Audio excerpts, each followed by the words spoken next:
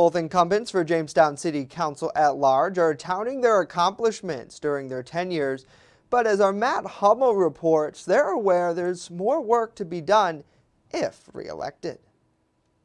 Incumbent Republican at-large members Jeff Russell and Kim Eklund are vying to retain their seats during this fall's election. One of the areas that's being discussed heavily involves how the city should expend its ARPA funding throughout the next few years. Eklund says that while there's plenty of restrictions on how the city is allowed to disperse the federal funding, there's a golden opportunity for past issues to be resolved and future improvements to be made. It boils down to basically public safety, health and wellness, lost revenue, immediate stabilization both for households and businesses, and investment in water, sewer, and broadband. And at the same time, this is also an opportunity for the city to improve upon and deliver some things that we have not been able to do in the past 20 years. For years, the city of Jamestown has either flirted with or reached its constitutional tax limit. Russell says he hopes to see a, quote, tax relief in the city residents as a result of the ARPA funding, and is weary of Jamestown Mayor Eddie Sundquist's executive budget. He's allocating $300,000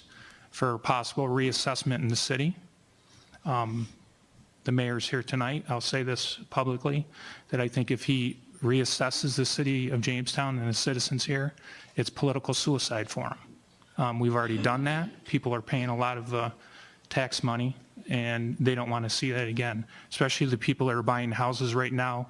Drug use remains a major issue for the city of Jamestown. Russell and Eklund were both asked how they work to improve that area. Russell says that bail reform needs to be altered in order to address the drug epidemic locally. Basically, now if you are charged with an E felony or below, you're probably going to get an appearance ticket, and you might see the Jamestown City Jail for less than an hour to do some paperwork.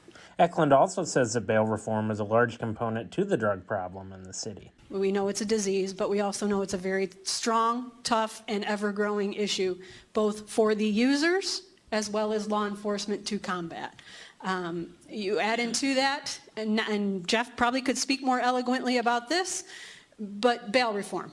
And the person who is selling the drugs is back on the street, and it's recidivism over and over and over again. Eklund, Russell, and Republican Randy DeVersa are fighting for the 3 at-large positions, which means the council would remain in Republican control if all 3 win. For WNY News Now, I'm Matt Hummel.